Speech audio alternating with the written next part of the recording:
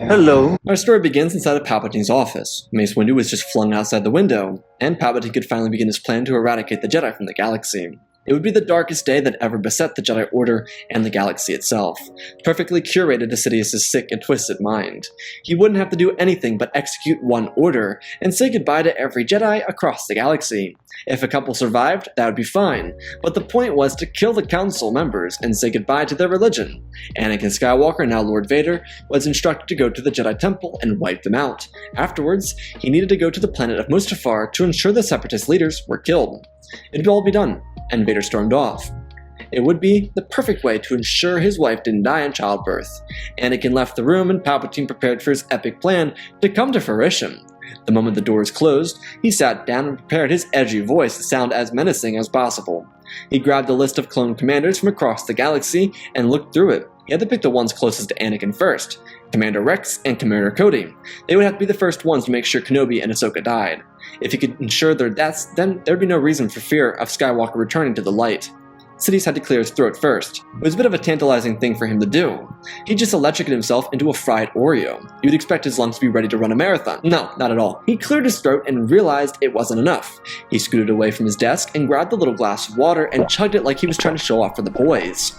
Before he made his way back to the desk, Palpatine grabbed a list of executive orders. He had to make sure he got this right. He didn't want to use the wrong one, so he went through the list. Ah yes, Order 4. If the Chancellor is incapacitated, the Grand Army of the Republic falls into the command of the Vice Chair of the Senate. No one wanted that.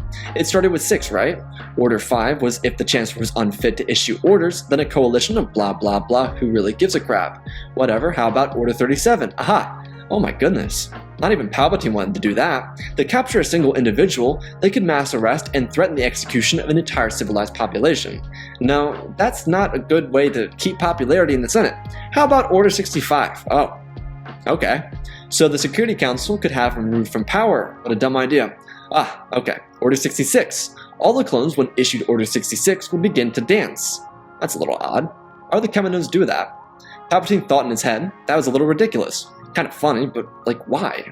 Anyways, the one he wanted, Order 67, the execution of all Jedi officers for treason against the Republic. This would do the job. After heaving up a couple dry coughs, Palpatine prepared himself to reduce the Jedi to dust. He called out to Commander Rex and issued out Order 67. The call ended, and Sidious stood pridefully. This would be the greatest achievement ever made by a Sith Lord. Inside of the Venator, Rex looked down at the control panel. He heard Ahsoka ask him what was wrong. He stood silently for a minute and tip-tapped on the control panel in front of him. Rex stumbled over his words and told himself to find Fives. He said the name Fives a couple times and a tear slid down his cheek. That is until he hit the right button. He had to find Fives because no one could dance like that boy could. Of course Fives had a favorite song, and it wasn't just any song. That boy loved himself some Gaga. And when I say Gaga, I mean some poker face. Ahsoka stumbled forward until the entire ship filled with the echoes of Ahsoka was confused until Rex whipped around like a man possessed. Oh no, it couldn't be true. Because she certainly couldn't read his. No, she couldn't read his poker face. She thought it was a nightmare, but the nightmare only began when Jesse and the boys of the Final First and the Coruscant Guard came moving in such an effort that even Ahsoka couldn't stop herself from joining in, because she's got him like nobody. Oh ma. On Coruscant, the fun was just beginning. The next target for this excruciating tactic was Utapau and Commander Cody. Everything was going so right. Obi-Wan had his lightsaber, and they were moving for higher levels. Palpatine came over the communication. Cody had a thought. Who is this deflated pumpkin? Didn't matter. 2 seconds later, Order 67 came over the communication. But the 212th didn't just subscribe to Gaga, oh boy. They had someone else. It was American authors, and it wasn't just the best day of my life. It was a Gaza remix. Cody couldn't stop once it started because once the song came on, it played inside of all their helmets. But not just there, the ATTEs and the LAATs had speakers hidden within them, all sponsored by Bose, and the sounds of glory played out of their speakers. The entire battlefield erupted. The worst part is, Palpatine didn't realize the power of music is that it's extremely amazing. Not just this music, but music. And it didn't just stop bringing clones into a dancing frenzy, oh no. It brought the droids into the fray. One would think that droids can't dance, but if you saw a B2 hit the woe, then you wouldn't know. Oh my god. god. Obi-Wan was confused until this mofo got a whiff of that oh-so-good bass drop. With the music being pumped out of the speakers sponsored by Bose, he couldn't stop his own movements. He was the swaggiest guy on the battlefront anyways, but once the music started, he and the Paw-Uns got into the groove of a lifetime. Palpatine could feel his glory. Ahaha! Ahsoka and Obi-Wan dead. Time to kill off the council members. Next to Kata Nemodia, clone pilot Jag got Order 67, and he went with something a little bit more classy, with some Billy Idol. The music blasted out of their ARC 170s, and this guy was so cool that he rolled down the window and started bouncing his ship like it was a lowrider. No, it didn't stop there. Once you bounce your starfighter like a lit lowrider, then you gotta get the boys in on the fun. Plus, who wants to dance by themselves when everyone can dance by themselves? Or the London town of Go-Go, you gotta dance with yourself. Jag sped his fighter up, and the three clones leaned out the starfighter waving at Plo. He looked over and then took a double take. What the hell? He had to open his window, and then when he heard it, oh, this boy came prepared. Flipping the switch on his speeder, he lit up the entire under half of the ship in LED lights, and this guy, with the skills of a true pilot, ripped his ship upside down and bopped that hunk of junk like a lowrider on the juice. The chaos continues all the way over on Megiddo with Ki-Adi-Mundi and his band of chaos bringers. Commander Bakura got a call from old Palpy Boy, and all was fine until Order 67 came out of his crusty, dusty mouth. See, the Galactic Marines were a special breed. They weren't just hype beasts, they had their song. Oh yeah, they had their song alright. It started with a cutesy little synthesizer. The moment the boys heard the first lyric, they all started singing it. I threw a wish in a well, don't ask me, I'll never tell. I looked at you as it fell, and now you're in my way. Mundi was on a heavy push. He couldn't hear the sound of the glorious song over that fat freaking cone head, but he kept running until the collective group of clone troopers yelled at him, hey, I just met you. And Mundi replied, a B1 from across the battlefield yelled out, and you wouldn't believe it, but your boy Bakura and the Crown Eater himself yelled out. It didn't just stop there, because when you start listening to Call Me Maybe by Carly Rae Jepsen, you better jump in. This unlocked the greatest dance sequence the galaxy had ever seen. They had to be careful, because under the footing of their epic dance battle, shouting the lyrics back to each other, they almost lost the platform. But it's hard to look right at your baby, but here's my number, so call me maybe. Palpatine was ecstatic. A great presence lunged across the galaxy, and he continued. The boys on Felucia got their call, and each of their steps were taken in stride. Oh yeah, what song could that be? Because it goes hard AF. What could it be? It came off the album Starboy. Bly and the boys stepped out in the field, in front of the Seppies, saying, the feeling I'm going through. Who the hell? Ayla watched the men move forward until the heavy tanks dropped their speakers, sponsored by Sony. Bly led the group. See it in your eyes. You hate that you want me. Hate it when you cry. You're scared to be lonely, especially in the night. Wait, no, it can't be. Oh yes, it can be. Bly reached out his hands towards the clank of friends, telling them just know that I would die for you. The weekend came in clutch like no one else, and the droid started forward, coming out singing the lyrics. But baby girl, I'm not blaming you. Just don't blame me too. Yeah, they knew it was up. Both armies converging. I think I'm right for you. They knew it was good. This dance was a true dance, classical in nature, remarkable, and the feet pulled off. Bly and the super tactical droid locked their elbows and used them to move each other around slowly until the tactical droid was with the clones and Bly with the droids. Their dance continued in epic proportions. On Kalar, the Bad Batch was, well, they got themselves a special song. While there were no droids to share in this, Clone Force 99 had to show why they were a special clone boy unit. These guys had to do a little dirty talk, little dirty dance. Yeah, that's right. Deppa and Caleb had themselves a bunch of clones, and the one and only Mr. Worldwide. Hunter hit them with the and Tech hit him with the I worked my ass off, but I still can't pay it though. And then, you wouldn't believe it, but Crosshair with them with the but I got just enough to get off in this club. As Wrecker said, have me a good time before my time is up. Echo over here hit the falsetto with that. See, with the Bad Batch, it couldn't be like the other clones. Tech whipped out the synth, and Crosshair hit the moves that would part the seas of a dance club.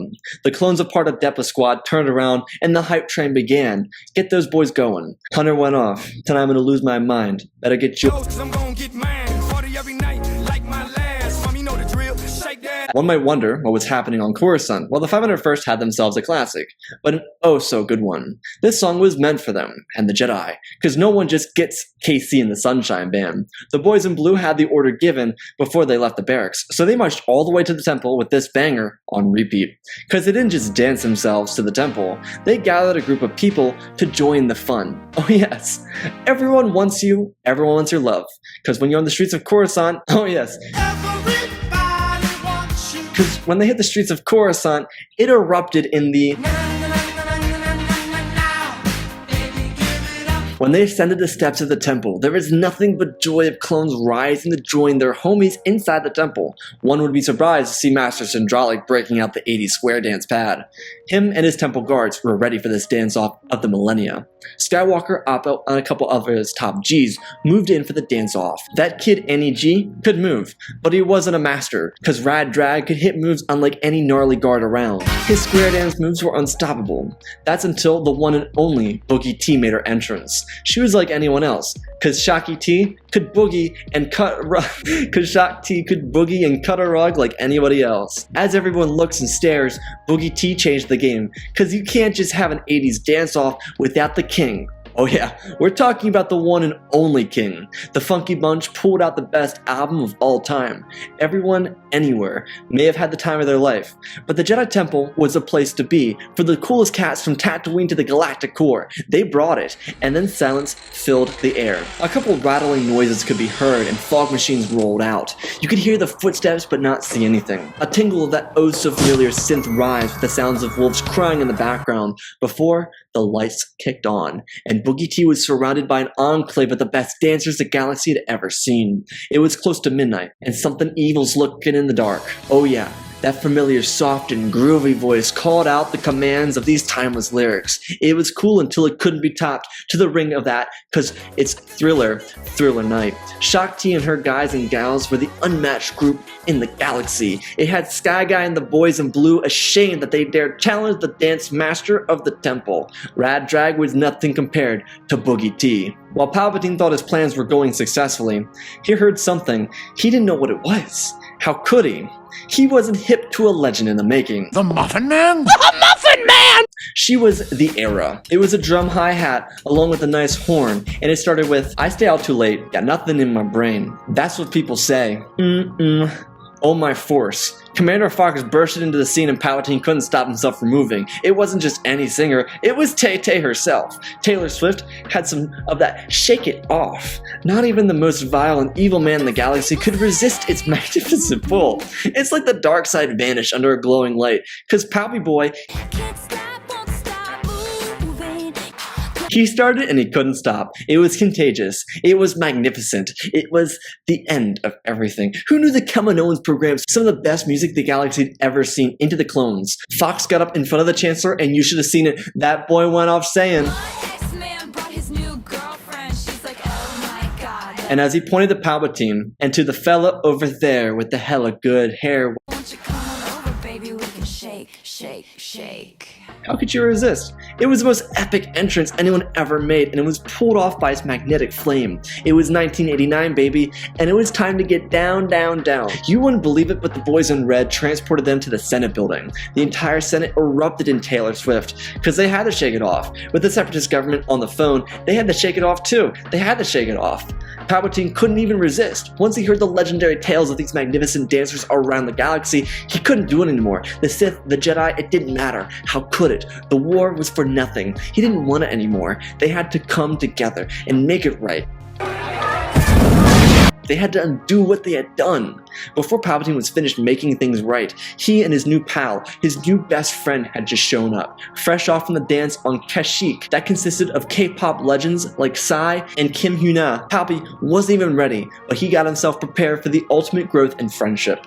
Yoda flipped the switch and he dropped his cane. He stopped. Before Yoda could say the words, Palpy said, "Smooth like butter." Yoda responded, "Criminal undercover." A rhythm similar to another one bites the dust rolled in, and the two former adversaries got into a heated dance-off, reciting the words of butter to each other. As the rhythm picked up, they moved around in a circle. The Coruscant Guard, Senate Guard, Royal Guard rolled in with the hype train, and the hype was unlike anything any of them ever seen. With the execution of Order 67, the galaxy was able to find itself again. Sure, it may have been a Kaminoan switching up the orders by accident on the pamphlet, but what harm could it do when it only brought happiness to the galaxy? And that, ladies and gentlemen, is our story. Again, special thanks to Galvin Gaming, Tristan, Darth Revan, Pimp Daddy, Bane, The Last Jedi, Apollo, Jedi Sloth, Mr. Yeet Gamer, Mathematic Studios, Anakin003, Lemon Light, Rex the Wolf, the man with 3 first names, Dark Saint 46, Baron Joshua, and Lord Deadwing for supporting the channel.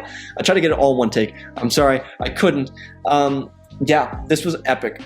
I loved it. I hope you all enjoyed it. This is a goof. It's obviously not real. If you took it seriously, then, yeah, I don't know what to tell you. This was fun. This was a lot of fun. I want to do more meme videos because they're goofy, and they're fun and stupid, and they're a nice break from all the seriousness. It's great just to chill for a minute. So I hope you all enjoyed. I love you all. Spread the love, and always remember, my friends, shake it off. Shake, shake, shake. Yeah.